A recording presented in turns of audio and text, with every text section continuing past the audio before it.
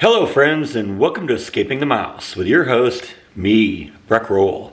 Alright, I got a little indoor project to do. It is starting to warm up a little bit, but for the past 4 days or so, we've had a winter storm that blew through here, and until basically yesterday afternoon, the temperature hadn't risen above freezing since Monday, and that was about 3 days ago. So it's been really cold. It is warming up, but it's still only supposed to get into the 40s today, and so it's a little cold to go outside. So I'm going to work on a little project in the house, and this is something I've been thinking about for a little while, and let me show you what that is.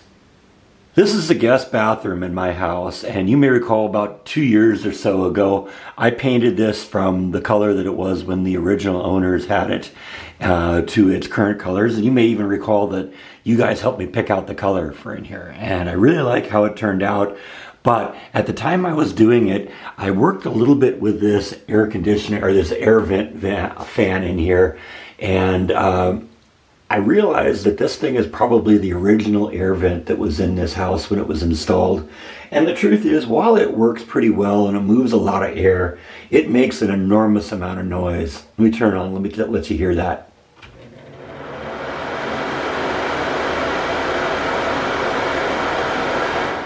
See what I mean? It's almost like a jet engine. Now, I think a lot of it is probably just the air coming through the vents in here, but I've decided today, and I've been thinking about this for a while, that I just want to simply replace this fan with something a little quieter. And so that's the project for today. And the first part is I got to pull the old fan out so that I can go get one that's going to fit into the hole. So that's what we're going to do first, is we're going to pull this fan out. Okay, so the fan actually came out pretty easy, and it doesn't look like it's in really bad shape. And I'm kind of coming to think right now, the problem isn't the fan itself, but maybe the grill itself. I think that there's maybe just not enough air holes in here to allow the air to pass through, and as a result, it's kind of whistling as it goes through these grills here. So maybe we're going to have to go just see if I can find a replacement grill that had a little bigger holes in it, because what I did is this thing is actually kind of cool. It's got just a little plug on it, and you just plug the fan into this little slot here. There's a plug underneath it that's on the fixture that's still in the bathroom, and once you plug it in, the fan comes on. And I actually turned the fan on, just plugged it into an extension cord here, and the fan itself isn't that noisy. Let me let you hear that. So like I said, if I just plug the fan into an extension cord, it isn't really that noisy. I think the problem, just like I said, is just going to go through. It's just going through this grill. Now I'm going to bring both parts over to Home Depot, and I'm going to see if I can find just another grill that will attach to this thing. And if not, maybe we will have to replace the fan to get a grill that works with it. But like I said, I'm going to bring the whole mechanism over to Home Depot, and let's see what we can find.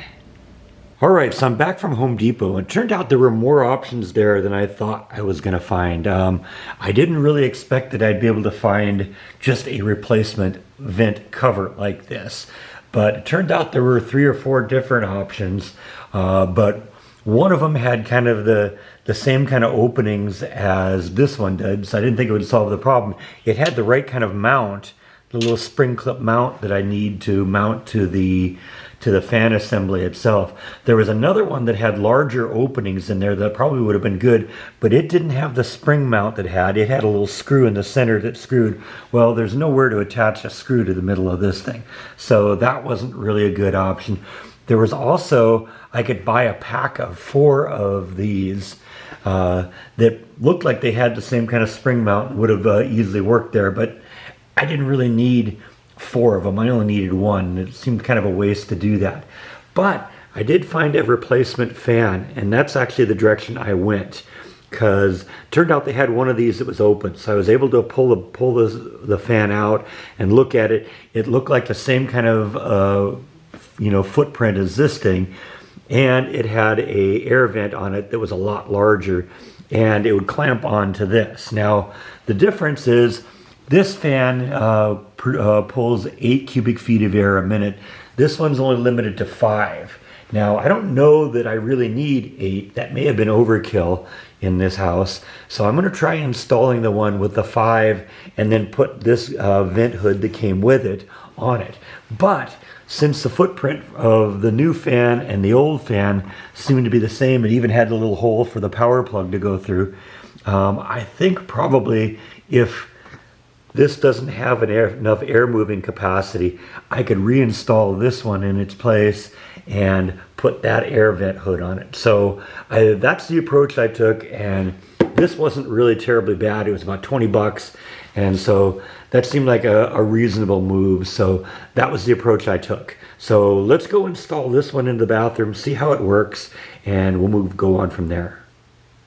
And while I was at Home Depot, I've been also thinking about putting some fire extinguishers in the house. I have smoke detectors all over the place, but since I'm always doing electrical stuff and cooking, and you always have the possibilities of fires when you do that, I wanted to have the ability to knock fires down. So I found a couple of fire extinguishers too. I'm going to put the red one in the garage, and the white one we're going to keep in the kitchen.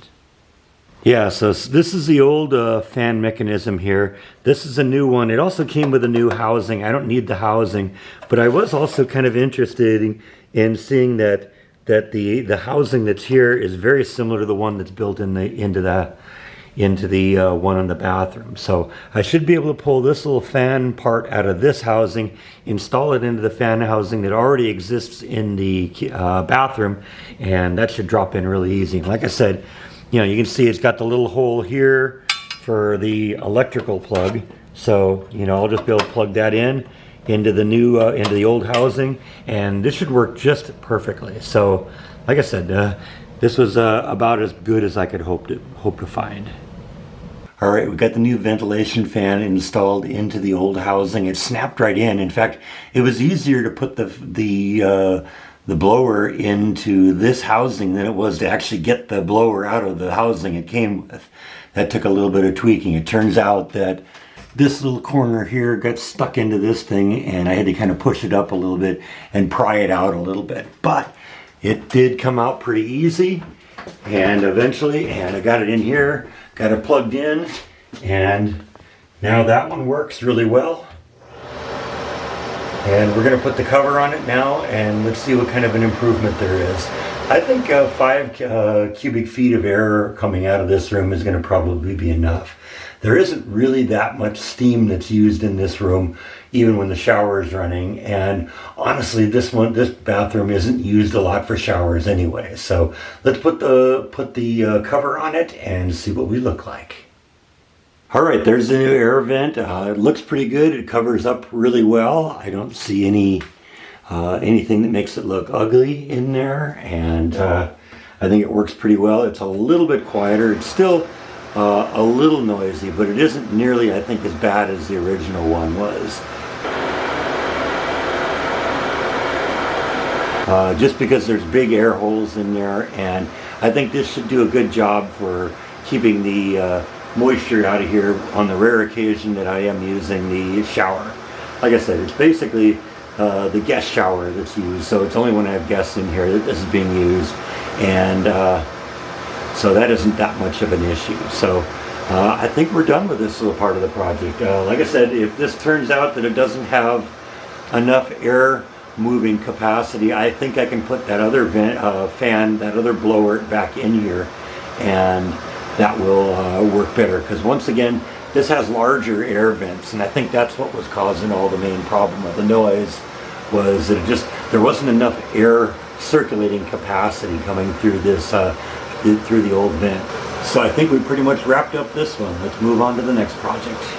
So these are the 2 fire extinguishers that I got, and like I said, one's going to be for the garage and one's going to be for the kitchen, and they each kind of come with their own little mounting hardware stuff that you can use. And it turns out I'm not going to probably mount the one in the kitchen. I'll just put it in one of the cabinets under the sink, so it'll be easily accessible there. This one, however, I am going to use the mounting hardware, and we'll hang that on the wall, probably by the door going out to the garage from the kitchen. So like I said, I'm just going to put that one in one of the cabinets, and I'll know where to find it if I need it, because I don't really want this hanging out. You know, I don't want to, this is ugly. You don't want that hanging out by your kitchen. You just want it accessible, and putting it in a cabinet's going to be good enough for that. Yep, that's good enough for that. Now this is a fire extinguisher that's going to go in the garage, and I think I'm just going to mount it to the wall right here, probably where that CD is. Get it a little off the ground, out of the way, so it doesn't get hit when I'm opening up the freezer. But before we go on too much, I want to talk a little bit about the different types of fire extinguishers. You may wonder why there's a red one and a white one, and the white one's really kind of designed for the kitchen, and the red one's for like in the garage. There are 4 different types of fire extinguishers, and they give them letters A, B, C, and D. An A-type fire extinguisher is one that's designed to put out debris that's on fire. If you got paper that's on fire, if you got rags that are on fire, if you got wood that's on fire, then an A-type fire extinguisher is the one you want to use. A B-type fire extinguisher is really designed to deal with like flammable liquids. If you have a gas in the garage that's ignited, or oil in the fry pan in the kitchen that's ignited, you want to be able to put out a fire with that. And the C-type fire extinguisher is for electrical kind of problems. If you have an electrical failure that started a fire, you don't want to put water on an electrical fire, because you know it's going to be bad news. You're going to have a very shocking experience if you do that. Same way, you don't want to put water on like a grease fire in the kitchen, because the second the water hits the grease is going to explode and the fire is going to go everywhere. So this is usually a chemical retardant, and the one that's going in the garage is going to be an ABC fire extinguisher. Like I said, there's a D-type fire extinguisher too, and that's a little bit different, and that's a rare situation. There's certain metals that are flammable, and you need a special extinguisher to put those out. But we're not going to have any metal fires in here. You know, magnesium will burn, sodium will burn, and it takes a special fire extinguisher to knock those down. But that's not going to happen here. So this is an ABC fire extinguisher. It'll deal with debris like paper or wood. It'll deal with chemical fires. It'll deal with electrical fires without creating a worse problem. And the one in the kitchen is actually just a B and C fire extinguisher. It's not really designed for like debris, because you know, what's the likelihood that there's going to be that kind of a fire in the kitchen? But this one's designed for all 3. The one in the kitchen is designed just for the B and C type fires. So that's a little bit of a briefing of what the difference is.